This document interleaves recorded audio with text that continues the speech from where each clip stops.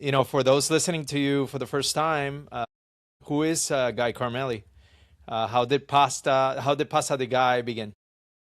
Yes, so Pasta Guy started actually as a food truck about 6.5 years ago in Tampa Bay. About a year later, we opened our first location in Wesley Chapel, which is a suburb of Tampa. Today we have three corporate locations and starting to franchise our concept and very excited for it. Amazing, Yeah. amazing. Before your relationship with food and hospitality, sorry, before you started this business, what Mhm. was your relationship in hospitality? What was your role, or how did you get in actually into hospitality? Yes, so actually, I started my professional career not in hospitality. I started in IT, which we'll probably go through later on. But my first role was in Italian restaurant making pasta. So that was my first position. From the first day, it was love for me. I knew I'm in the right place. For the first time, I felt like I am where I need to be. After 2 or 3 months, I already got promoted to be a sous chef. Obviously, I started on the cold line, which is the salads, then to be on the pasta after 2 weeks or so. After 2 or 3 months, I already got promoted to be a sous chef. Felt very comfortable. After that, worked in a with the same chef. Actually, opened a different restaurant. Went with him to work in a new concept that he opened. It was a fusion Asian concept with some fusion European technique. After that, I decided that I want to scale it more and went to the Cordon Bleu, which the ones that don't know, it's one of the most prestigious school in the world. Went to the one in London in the UK. So I did this program. It's a program that usually takes about 2 years, but they back then did like a 1 year program, basically intense. So it's every day was 6 days a week from morning until night, until like 9, 10 p.m., which was very intense, but very much fun, very much educational. Uh, Much fun. After that, being a chef in different restaurants around Europe, including a Michelin restaurant. And then came here and started Pasta di Guy as a food truck. Amazing. Yeah, Yeah, Cordon Bleu, probably one of the most recognized institutions, at least one of them, yeah. for culinary or culinary arts. Hmm. Typically, they definitely prepare you very well in that intense program. I know a lot about it. Yeah. So what inspired you to? Did you just come to the U.S. and say, I'm ready to open my own business, and you came with that mindset? Yeah, so there was actually a lot. What inspired me to get there were a few, I would say, few different parts that inspired me to get to this journey. First of all, I always wanted to open a restaurant since I was a little kid. I had, even though I was more in the tech world, I always had passion for it. Even as a little kid, I would sneak into the kitchens when I would go to restaurants and things like that. I would tell my parents, so I go to the restroom and by mistake into the kitchens just to watch the chefs and stuff. So the passion for it. I would say my first job as Italian restaurant gave me a lot of inspiration. Obviously, the food that I grew up on had a big well. And there was this in London, actually, when I lived in London, there was this Italian lady that I used to go in one of the markets. She would make one dish from scratch, only her and her husband, and it was like remarkable pasta. And I would go once a week. Every week I went there to eat their pasta. So I would say the combination of those three things kind of made me go with the pasta di guy. In general, the whole idea of pasta di guy for me, as I mentioned, I was before more in the fine dining, including the Michelin plates that can cost more than $100. So accessible for only people with a certain amount of money. And my dream and kind of how I grow up is I wanted to bring a better food, basically high quality food, but in affordable pricing. That was very important to me to go with the direction. And I think that fast casual meets with the demand that today, everyone wants everything fast. Everything goes much more quicker today in life. If it's the newer generation, the Gen Z, or even the older generation, that now everything is just more up to speed. So the combination to do it fast, high quality, and an affordable pricing, I think it's a winning concept. Definitely. Plus, I think it's a very smart model, right? When you have a more of a fast casual framework, right? And Yeah. you can definitely reduce cost. Hmm. And not only that, maybe become a location where people can be regulars. Yeah. You can develop regulars much easier Exactly. Yeah. because of the accessibility. Hmm. So you started with a food truck, right? Yes. Hmm. How was those? I mean, so why did you choose a food truck, Start a food and truck. how was Yeah. that journey? How was that to be able to develop, right? To be Yeah. able So uh-huh. that's an excellent question. So it was actually semi, like, it was planned. It wasn't like, oh, I open a food truck and then out of nowhere I open a restaurant and it grew. The food truck to begin with was kind of to test the market Yes. and make the mistakes, which I knew would happen the first year at the food truck, to make proof of concept, understand what people more like, what are the requested. I understood other things. Let's say, for instance, breadsticks. Right, in Europe, people don't eat the breadsticks with their pasta, and here it's a must almost. So it's just things that I learned with time at the food truck. A lot of things, preference or operational and things like that. So I basically try to perfect as much as possible everything the food truck days, to be able to open the restaurant when I'm 100% ready. Amazing. Well, I'll tell you what, that's a very methodical approach to it. I don't think that too many people really view that progression, right? I think that, Hmm. you know, whether you've been in the industry before or for a while, or if this is your first venture, people usually dream big, right? But Yeah, never yeah. think or understand that there's a process There in is a order process to to everything. Everything is exactly. that's what I'm trying to all the time. Even speak with my some of my the younger generation staff. Some of the stuff that I have, that the younger ones to, they a lot of the time impatient and they want to grow fast and everything. I told them there's everything in place and progress and things takes time, and that's a lot of the time the more the winning. That's how you can win basically better, to do it in the right process. Yeah. Where was your first location? So the first location was in Wesley Chapel, which is in Tampa Bay. About a year and a half later, we opened, and that's, by the way, the first location opened on the peak of COVID. Like Right. when people did not go out, didn't go to restaurant, didn't go to nothing. Everyone told me I'm crazy to open a Hmm. restaurant during those times, because restaurant will just close day after day. And I actually took over a place that there was a coffee shop there that unfortunately got closed during COVID, like 5 minutes from my parents' house. Just while I was with a food truck, driving back from an event um, to my parents' house, I saw the sign. Now doing the food truck, so I started the food truck when there was no COVID. The COVID hit, all the food trucks stopped working in Tampa Bay, and probably all over the world, as most businesses at the beginning stopped everything. And I very very quick reacted to it. So I opened. Until then, we didn't have the website, we didn't have everything. We had social media. We'd post, we're in this festival, that festival, and go there. So very quick, I went to HOA. I said, "Hey, I can do. Me and my staff will do, a COVID test on a daily basis. We'll wear a mask, we'll gloves, like send them pictures, send them proof on everything. We'll come to you and we will feed your community. We'll put this, and we did. We put a rack outside, and we did the 5 minutes window pickup. Everything, everyone ordered from our website. No contact, no cash, no everything. Back then, during the peak of COVID, and people will pre-order. So I would go to event, I will already sell out, and people will come. I will put a rack. You're Daniel, put it on the rack. They come and pick it up.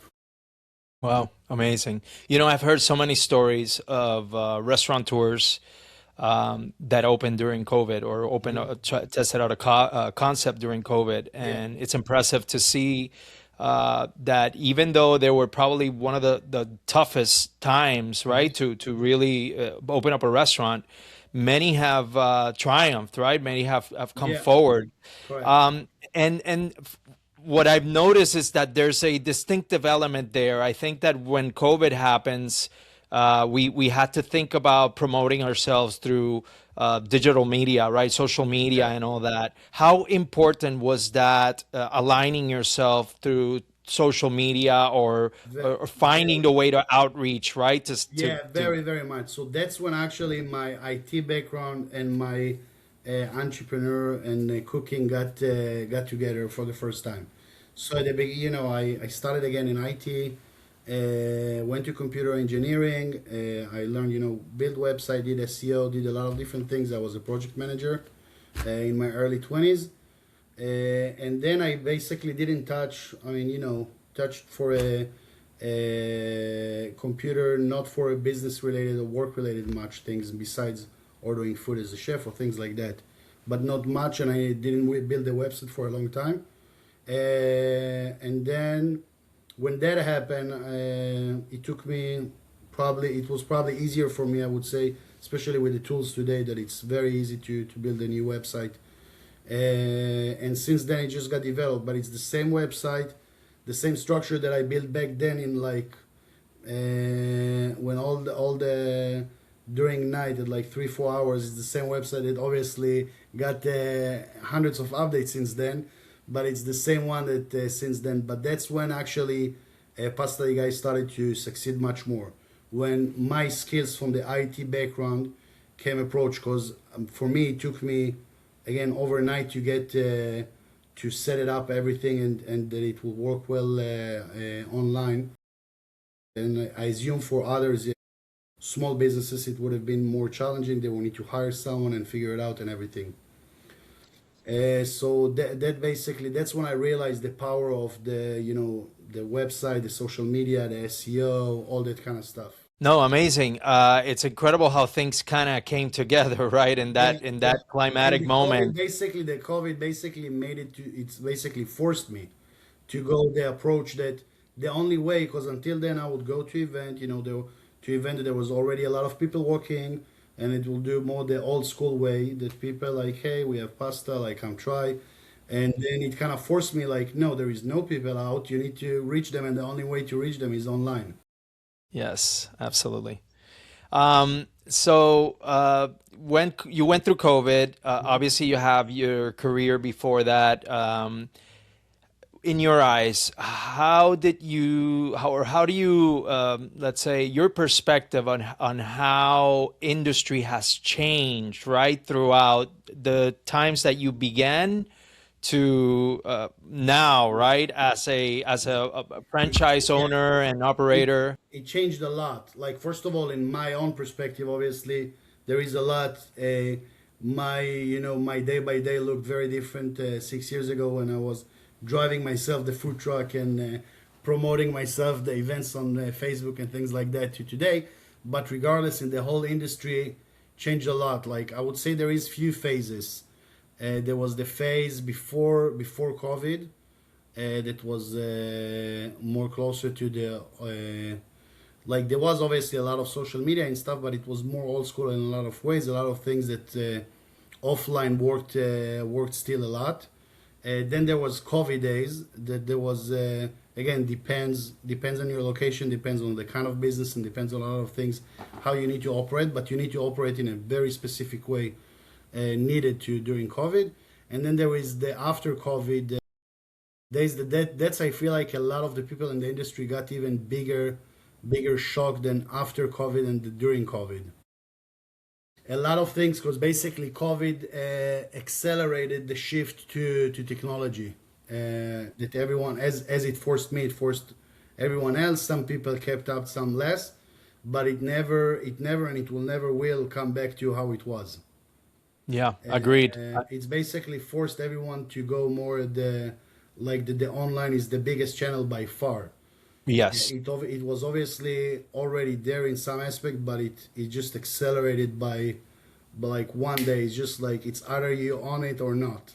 Yeah, yeah, I must agree with you. I think that it was the turn on a switch. We already Yeah, had all these, exactly. the foundation, Yeah, right? yeah, And kind yeah, of the vehicles. And some people were ignoring it. yeah, You still had the four walls marketing mindset, right? That you build one guest at a time. yeah. But then all of a sudden, I think everybody plugged it into their screens right after COVID more so than Correct. ever. Yeah, And nowadays, I don't think that you have much of a chance unless you're like in a high traffic and you're already established and you correct, have correct. your reputation. Yeah, Right now, you you don't can't stand really. a chance unless you focus on social media from the get-go. Yeah. Correct. Let me ask you, so you had your first concept. When did you realize, okay, Pasta di Guy, this is a concept that I'm ready to expand it. When did you feel that cue, right? When did you understand that you had something that it's replicable and ready to expand? Yeah. So first of all, when I opened the first location, my idea was to open when as I mentioned, from a food truck, I did want it like it was a proof of concept, and for me to open a location. But my intention to begin with wasn't necessarily franchise. I did wanted to own I wanted to own a successful restaurant. That was my goal back then. And then with time, I understood that it has a potential basically for more. And I did do it already, like I would say, with our logo and with our design and with a lot of things, I would say more modern compared to some restaurants, that may open 20 or 30 years ago, obviously, or things like that. And I saw the demand, and I saw the need, and I saw that I do want basically, and I think this concept, this whole idea of to have a better fresh food in affordable pricing and in fast, I think it's at a space in like it can succeed basically everywhere. And I feel like that's our power. There is a lot of I go now lately, to different conferences of stuff, and I see some models that they started, let's say in LA in Third Street, or they started in a space in New York, and they built, assuming based on that, like that they can expand a lot or things, which I think it's for some of them it can be a mistake, because like you need to think basically on your concept, like if it will work, everywhere. Like, and I think in our kind of concept, like everyone, Italian food is, you would ask every person now, give me the top three cuisines that you like the most. Like 90% of them will tell you Italian. And when you ask them, do you want it fast, fresh, and affordable, they will tell you obviously yes.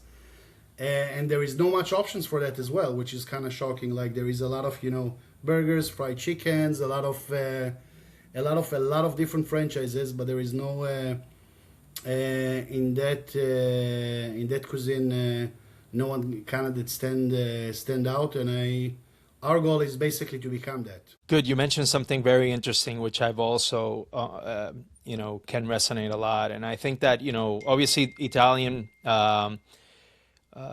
food is definitely one of the most popular cuisines around the world. I think that anywhere you go around the world, doesn't matter where, you're going to have Italian restaurants. Yeah, Um, but I think that there's this value, right? Everybody sees it's pasta. Obviously, you want to have perfect pasta, but people are hesitant in overpaying for pasta, right? Because they yeah, know that, it really is flour, water. That's where the magic is. I think the magic is in the hands, yeah, right? yeah, yeah. So, so, so yeah, I think that your concept just fits right into people, right? And understanding what, if they want to eat Italian, they can go to the good place where they're not going to be overcharged. I know so many restaurants where have opened, Italian restaurants have opened, and the number one driver, and you look at reviews, the number one driver, I'm paying $40 for a Yeah. plate of pasta, Yeah, right? and So it's a, definitely, like let's say we have truffle mushroom pasta. which is a pasta. It called Strozapreti. We call it chef pasta, which is a story by itself. I can say it shortly in a bit. But that's like, let's say, to put for instance, that dish can easily be in like a fine dining restaurant and be charged $40, and no one will complain about it. If you will have a nice chandelier and someone with tuxedo to serve it to you, because that's the quality that you get, but you don't get it with someone in tuxedo and no nice chandelier. You will get it with this, the lamp that above you, but it costs you $12 instead of $40, Wow. and you get it Okay. in less than 5 minutes. Well, exactly. I think that's the value proposition definitely wins Yeah. in everybody's radar. So yeah, tell me what are your star items? What are the items in Pasta de Guy that people are always coming back for, and the ones that you're basically more proud of? Yeah, so actually, so I will start actually with a story because it's with the chef's pasta on the food truck days. Speaking of back then, what did I learn at the food truck days and the mistakes to learn there. So I had a menu which our main feature is build your own pasta. You can choose your pasta, what sauce you want with it, and then what protein or vegetables. But we saute it on the spot. It's freshly made. It's not like the concept that you in a line and we scoop it. We actually cook it on the spot and someone saute it and everything. Anyhow, so we had the Strozapreti pasta, which is a pasta that I love very much as a kid, and it was this penne spaghetti, and no one ordered it at all, and that was our like our signature, in my opinion, like the most unique one, but no one ordered it. After a month or two, that maybe I got 3 orders of it, if even, which I would work all like hours to make it fresh in the morning before we go to the event. I realized one of my conversation with one of the clients that no one ordered it because they can't pronounce it. So a lot of people was like, oh, I don't know how to say it, so I'm just gonna say what I know. So I would say spaghetti or penne. So I changed the name for Two Chefs Pasta, and today it's our bestseller, like the best selling pasta shape. But it Wow, happened amazing. it happened immediately, like from the Immediately. Wow. first day that it happened. It was like it just happened. Incredible. Yeah. So just a shift in the name Yeah, basically yeah, changed it. exactly. The same Incredible. shapes and everything. Just change of the name, made it from the basically item that don't sell at all to our bestseller. Incredible how that works, Yeah, right? So yeah, so it's fascinating the science between being definitely. able to write Yeah, a proper manuscript, a proper menu. yeah, Yeah. definitely. Another thing that I just remember again, a random story in the food truck days. Our cheesecake cannoli is one of again our best sellers. So the cheesecake cannoli happened again in the COVID days. They were out of mascarpone and ricotta. Back then we had a traditional cannoli recipe that based on mascarpone and ricotta cheese. They were out of stock with COVID, as you know, supply chain and everything was a big struggle. And I went to the grocery store and I said, what will I make? I have an event tonight. Like I can't not serve no cannolis. And I saw the Philadelphia cream cheese. I said, you know what? Let me make something like a cheesecake style, and I will put it. Let's see how it will go. Cause cheesecake, if you think about it, you have the layer of like the cookie, the crumbs at the bottom, Yeah. and then the cheesecake, the texture and filling. And I said it's basically similar, just in a shell instead of the crumbs under. So I did that, and I sold like triple than what I usually. I put a sign special today cheesecake cannoli, sold triple, and it basically I took off the traditional cannoli, and that's our best cannoli, like selling cannoli Amazing. until today. Wow. Wow, fascinating stories, huh? Yeah, Really, really good, guy. Congratulations on yeah, that. yeah. Thank Absolutely. you. Going back a little bit into social media, do you find what do you find that some restaurants that are struggling with their presence, what do you think they're doing wrong? First of all, they don't do enough. Let's not like Mm-hmm. that's I would say the biggest thing. Mm-hmm. That's I would say the biggest thing. I every like I think to be an entrepreneur and a business owner, if you owning a brand, first of all, it's different if you run your own business or you're a franchisee or a franchisor. It's a bit different. But let's say a business owner, doesn't matter in what industry, you need to all the time put like wonder what you can do better and how to push it forward. Like that's for me what to be a true entrepreneur. There is a lot of things. There is a lot of people that not line up enough with technology.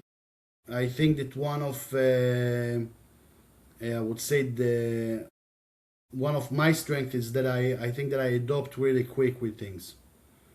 Let's say, you know, today I work, I would say the most on LLM, which I'm sure as an AI company, you know exactly what it is. So that's the things that I work the most at the moment. And a lot of people like think, like basically wait that they're already way behind until they act. And you need to do the opposite basically. Another issue is that, you know, if you have a good month, necessarily, like again, doesn't matter in what industry or something, then they rest, and then again they just wait for the moment. Oh, now I'm struggling, so let me now call to a marketing company, or let me now see what my problem with the operational. And you need to you need to not stop basically. Hmm. And you Yes. need to, when you succeed, to understand what's working and what less, and improve the less and make it bigger. The fact that you think that you're successful now, it doesn't mean that you reach like even half of your potential or quarter of it. Yeah. Yeah, I agree. I think that a lot of operators, and you see that business owners, they catch a little bit of momentum Mhm. and they feel that marketing is really not a tool, right? It Yeah. becomes you know, secondary. And I think that once you get momentum, that's when you got to go harder on social marketing, invest even So you more. have Yeah. to. So the way I see it, you have to all the time, no matter what. Doesn't matter. Everyone can decide their own percentage, but you take basically a percentage of your revenue, and again, doesn't matter in what industry you are, and automatically put it all the time in marketing. Again, to some businesses, it depends on a lot of things in what stage you are, and if you, again, if you're a franchisor, if you're a franchisee, it can be different. If you're just a small business that you own, it can be a different percentage, but you have to basically decide. I would say that's the biggest advice that I can to give to someone is in the marketing aspect, to decide a budget and to follow it. And it doesn't matter if you struggle or not. You can increase or decrease it, you know, after in depends if something happens in the market, if there is, you know, other issue, or you have you want to grow more, so you just deciding to increase it, that's fine. But you need to have a decision and not just like wait for something to not work and then okay, let's make marketing. Yeah. Marketing Agreed. should be your day by day as a business owner, and your mind how to improve it and how to delegate it in the different channels that exist. Yeah. Yeah, speaking of channels, which channel do you think, right? It's been the biggest impact, or and also let's say, is there any type of content that you feel that your guest engages more with, right? Yeah. Um, yeah. So I would say there is a lot of, I mean, a lot of channels. There is like, you know, we have a CRM that I would say I would say the biggest attribute sales is probably the on our repeat customers, the text message and the emails.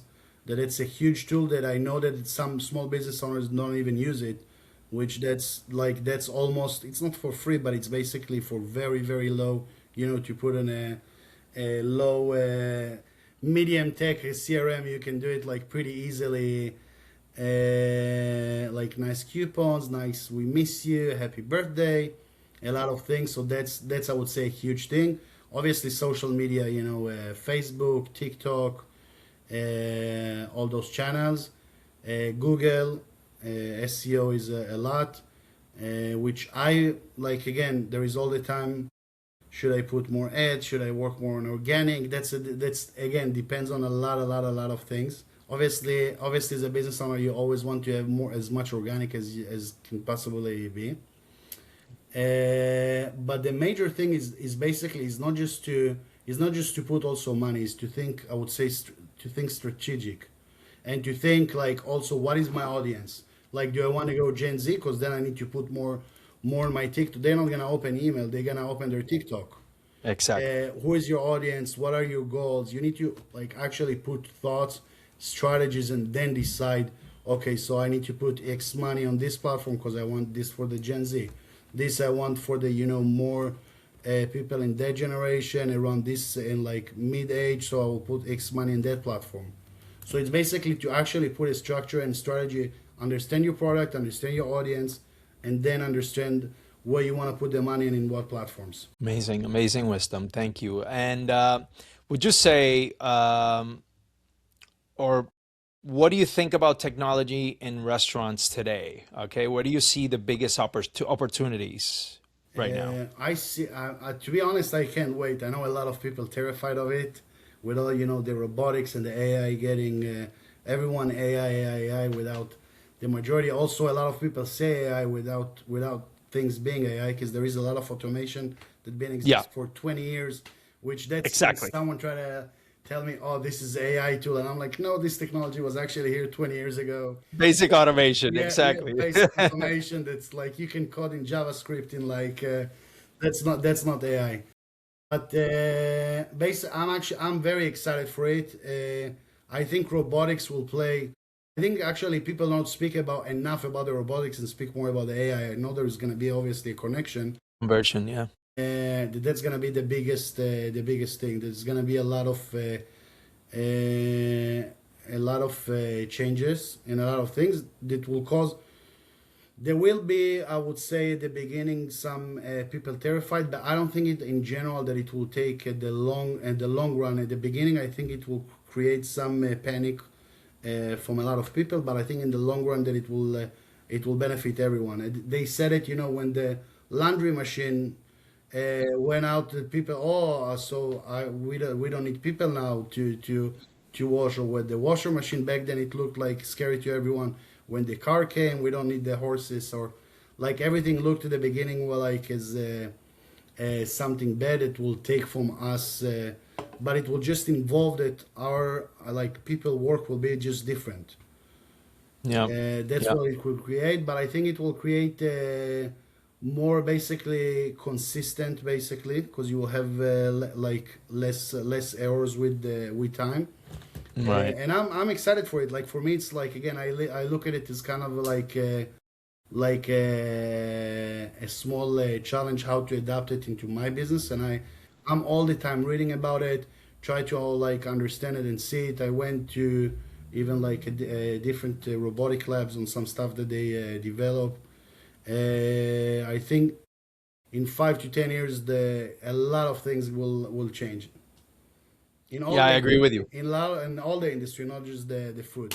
In every industry, yeah. I Yeah, think yeah, that food actually might take a little longer than yeah, others yeah, because yeah. I see other industries already jumping on the boat. It's kind of There is easier things there setup. is things that I will never like that I will like. Let's say with the cooks, like there is a lot like some aspects I will always keep with the human. Yes. Yeah. I will personally. I know that some fast food, to fry chicken, it doesn't matter if a human do it or a robot, because it doesn't. Right. There is no art into it. Exactly. But some of the things that we do, there is, and I will still always, no matter how much, if there will be automation for everything, there is definitely room to some more artistic and more hand and more things. So to just do a nice combination between utilize the tools that you have, but still utilize the art side and the touch of Human. chef or a cook. Yeah, agreed. And I believe the same way. I think that AI is here to make life much easier. Yet in hospitality and restaurants, you're always going to be need that human touch, right, to be able to manage the AI as Yeah. well. Many jobs I think are going to be actually created, because Exactly. we're good. Some will stop, like obviously, but some will create it. That's the thing. Yeah, exactly. That's what people needs to understand. That it's not Yes, it's not here to replace. It's just a change. It's a shift. it's transformational. Yeah. Yeah, absolutely. Um, do you, let's say, have you ever thought of, let's say, a way where AI can be benefit? Have you thought about ideas where you say, wait a minute, this technology would be better applied, or we need a product that is able to, I don't know, forecast sales or scheduling or, purchases or things. How do you see AI being creating the biggest impact, right? Yeah, so I would In the say future. data analytic for sure, and I think for everything actually that I there is a need, it's already exists, but it's just not good enough. Right. Like it's I think AI, and I think AI will it will improve significantly in the next few years, because it's something new that need a lot of updates and a lot of but it's definitely like, let's say if it's design, it works, like it can work much better per se in design. And I know there is a lot of different tools, and every day there is, oh, this is the best one, and this is the best one, and this and that. Anyone which I tried the most per se, like none of them I didn't had any AI tool until today, which I used a lot of different ones that shocked me. Mm-hmm. I would say all of them, everyone, like a lot of them are great, and I use like different ones in different ways. That we use some for SEO, some for manuals. If it's like basic things like reading emails, writing finalized manuals, things like that, designs. But all the usage and analyze data. But with analyzed data, what I would always find something that is just, it's not that it's inaccurate, it's just the way presented. Yeah. Yeah. Yeah. Yeah. It's Exactly. not, and that's and you know what's the biggest issue with the, like, it's a bigger issue to have misinformation than not information. Because Yes. Correct. if you think you have certain information, and that's, you rely on it, and then it's incorrect, that's so I don't trust it completely. And I already found few times mistakes. Again, it's not Mistake. mistakes, it's obviously he calculated based on something, but that's not the necessarily the right calculation on the way I wanted. And people need to Right. understand with the AI that you need to kind of, especially if you work with a certain bot AI, doesn't matter how you call it, you need to train them. That's a big part of it. Like the AI that I worked with the most with, I'm like, I train, like the way it works now compared to how it worked 2 months ago. It's like kind of incredible. But it's just because I insist with him. I say no. I meant this, and that. And you need to understand that it's not a magic that you just, hey, I need a flyer. Like, no, you need to, like, I want a flyer with the background of this, based on my logo with this description. Can you do this picture maybe as the background? Let's try a different. It's a tool, but it's not like one click solution and that's it. Yeah. It's a You great you tool. It's a great tool, but you need to know how to work with it. Yeah, exactly, exactly. It is exactly that. I think that, but the best outcomes come from more interactions with it. And Exactly. like you said, whatever you're gonna put in is really what you're gonna get out. So the Hmm. more specific, the more you dive, the more you inquire, the more also references that you offer, Hmm. the better outcome is definitely gonna give Exactly. you. Because then Yeah. for the next time, you already like now understand you, like the way I type or the way I'm thinking or the way. So now it's more accurate with new things that I bring in. It's like, okay, when Guy says ABC, he means probably this, and that. As far as your franchises, do you have any, let's say, biggest challenges when you are, helping your franchisees establish their restaurant? Are there any, let's say, consistent challenges that you find when you're, helping a franchisee bring up their restaurants? Mhm. So first of all, we have two now franchise location in development, both opening this year. One in Florida in Spring Hill, another one in Virginia Ashburn, and hopefully more to come. We obviously have some other prospect that we're speaking with. I mean, I don't know if there is one specific challenge that I can. I think the major thing, and that's actually what I learned the most as a chef, especially actually in the Michelin. The main thing is the what's called in French mise en place. It's preparation. If you prepared for it correctly, which in that aspect means more the manuals and the guidance and the training. So you will have as less challenges basically. That's the thing, and that's what I learned. That's what I learned the most with cooking, with business, with every aspect. That to prepare to situation, either it's for day in the kitchen or to a situation in life, that's the best way to prevent challenges.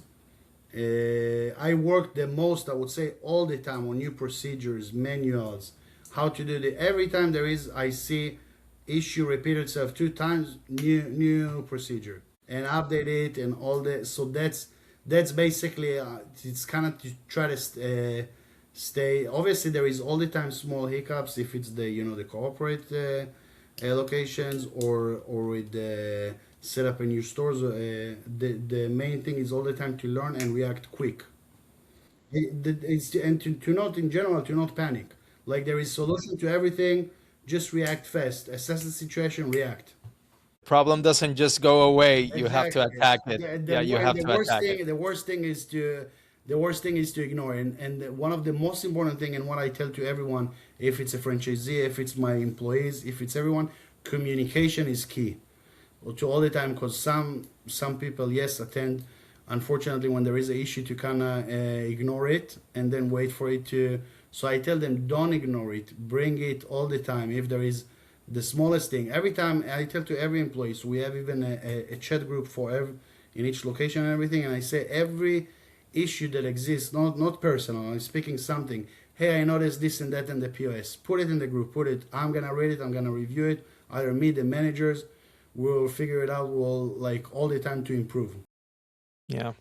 Yeah, communication is definitely key. And bringing the problems or the challenges to surface really helps you kind of Yeah, and transcend obviously, these things. as the owner, as the owner, boss, whatever you call it, it's important also how you approach. Because once they see that you actually take it seriously, because if they will, I don't know. Let's say there is this one issue, and they keep saying it 1 time, 2 times, 3 times, and nothing happens. They'll be like, okay, so guy don't really gonna do anything about it. Maybe I shouldn't be able to even say something. So no, when they see the reaction, and they actually a lot of the time, some of the team, like let's say we change a modifier, someone just sent me a message on 2 days ago, and one of the modifiers that there was, oh, maybe we should add this and that. I said, okay, no problem. Tomorrow morning I sent all the groups, hey, we have a new modifier in this and that item. You know how proud she felt, like, oh, one of the items modifier changed by me, like a 16 years old. That's amazing. Yeah. Well, you said you just kind of hit the essence of something that I stand by very strongly. How important it is to be able to, have the pillars or the framework for development and building culture in your Yeah. company. How Yeah. important is that? Yeah. It's like I would say the most important thing ever. Right. I always said, and I said, to my managers and everything, I don't want like employees in our establishment to be like another job, like to come, wait for their time to pass and kind of clock out and I'm out of here. I want people to care and actually like be proud to be like part of it. And it takes effort. It's not just happens like to build the culture and so I update them and everything. Let's say they're we're in the news, we're something. Let's say even this podcast when it will go, I will share it to them, and I will share them, the highlights of them. So all the time I make them like they're part of it. It's not that They're I part just of make it. them feel they are part of it. I say if you want to suggest any special, we do a monthly specials if it's a monthly, and they all the time send me, hey, I thought about new flavor, I thought about new this. So I all the time open to ideas, and they feel, for someone, obviously, if you work in a mega chain, no one will listen to you, and the chance that you will do any small change or get involved to someone is like basically you have a better chance to win the lottery. And in Yes. our in our concept, I'm very much and all the time, and I will always try to keep it to basically to feel like a family. You're part of it. You're involved, like to be, and they actually like let's say the fact that we won, 3 years in a row. I send in the group. Good job, everyone. like you should be proud of yourself. So basically, that they are part of it. It's not just your workplace that you come and go. We try to win it together and grow together, and it will and actually stand by it as we grow, and hopefully go to a big multi-unit across the U.S. I will definitely keep in mind for higher positions the people with the good ideas that were there during the time. Good. Yeah. What's in the future for Guy Carmeli?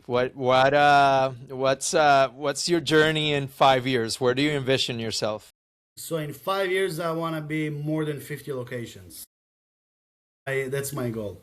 We started your franchise not that long ago, basically about a year ago. Took the first, I would say, probably 6 months. You need to understand the whole world of franchise is like completely different. I can, like, even if you know how to execute it, the whole, there is the legal terms of it and the trademarks to do for it, and a lot of things to gonna get prepared for it, which we did.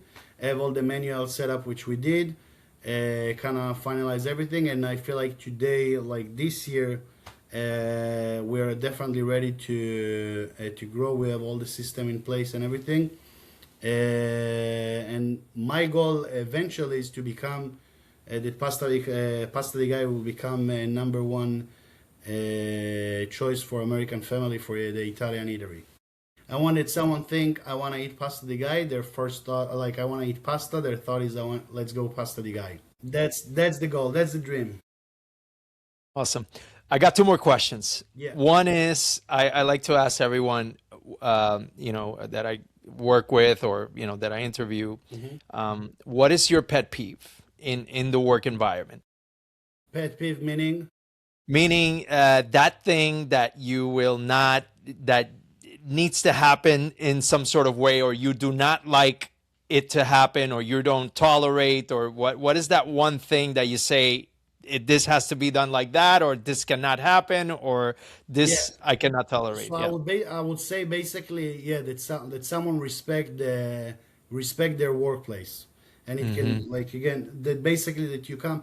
If I see someone, doesn't matter in what position or something, that is, I see that he don't care much about his workplace. It can come across with a different behaviors or so. He's done for me, because for me it can, then other employees can get, oh, he can do that, so I can do that. Like, no, you want to create basically good environment. I don't take if anyone from the employees, if I hear someone, oh, this person speak this to me, this person's like, no, that does not exist. Like, we're probably only the kitchens I hear all the time when we get new employees.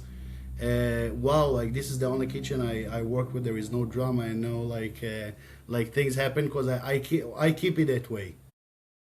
Yeah, and that's very important. And I say to all the managers, like, if you see some toxic behavior, we don't tolerate it. It doesn't exist. They're gone. Doesn't matter if they're the most talented, they're the best cook, they're the best front. It does not Right. matter. We're Yeah. working as a team. No one speak badly about anyone. No one, like, nothing. Yeah. Well, one bad apple will ruin the batch, and Exactly. Yeah, that's yeah, for yeah. sure. Agreed. So Uh, environment, yeah. yeah. Environment is key. If we have the right environment, the right culture, everything can happen. Yeah. Um, let's say if you were to give advice to the young guy, right before he entered into this journey, entered into this process of opening restaurants, what would be the key advice that you would give yourself? So it's to myself. Yeah, to yourself, or let's To say, me, or guy. to others. You say to me, Or guy, as Guy Carmeli, not to a guy. well, okay. Let me change that. Let's say, what advice would you give to those young entrepreneurs Yeah. trying to build their first restaurant? Right? What is the key thing that you say? This is this is what you need to hold your values from, right? Yeah, I would say. I mean, there is a big combination of things, but I would say, like, I would say the major thing is to stick with your core values always. Like, let's say, as I said, with the environment, with Like stick with your core values and know to adapt with the new environments. If it's new generation, new technology, new everything, but with maintain your core values. You can never whatever you build your concept or you build your business based on, keep it. That's your identity. That's who you are. Do never change it, but you have to adapt to new things that happens. Agreed. I think it's important. Well, the flexibility is super important. Yeah, Yeah. definitely. And I know I said I give you two questions, but I'm going to ask you one more. Yeah, okay. This is more AI related now that we've always touched into the topic, but and you've already given me your perspective, but if I ask you a question like straightforward, what is the future of humanity with AI? How is this going to end up? I mean, I think in general it will end up good. I know, as mentioned before, I know that there is a lot of terrifying. There is with everything, like even with some automation, like a kiosk. I was just in a different and people at the beginning when we entered the self kiosk, everyone also what they're gonna replace me the automatic kiosk. We won't have a job, and now all the employees like, oh, we love the kiosk. It's They actually love- helped us. Exactly. And the first day they're like, no, we don't need it. Why are you bringing it? Right. So it's just it will take time, I think, to a lot of people to adapt to it. And as I mentioned, how important it is to adapt to some changes. But I think in general, most technology that happened in the past will be very beneficial to humans. Amazing.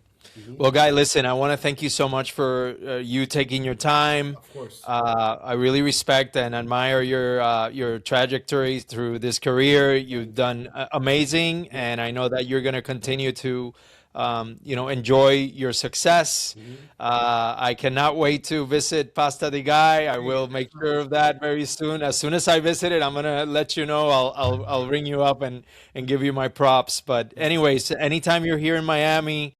Let me know you're in town. I'd love to say hello and, maybe go out for coffee. Yeah, and if I can add one thing, Yeah, for anyone please. that interested in franchise Pasta di Guy, definitely recommend. Please enter to our website www.pastadiguy.com. Over there we have the franchise section. Fill up the form, and someone from the team will follow up with you. Amazing. Yeah, Excellent. Let's get more franchises going. yeah, Guy, thank you again, and then we'll speak soon, okay? yeah. Sounds good. Awesome. Thank you. Bye bye.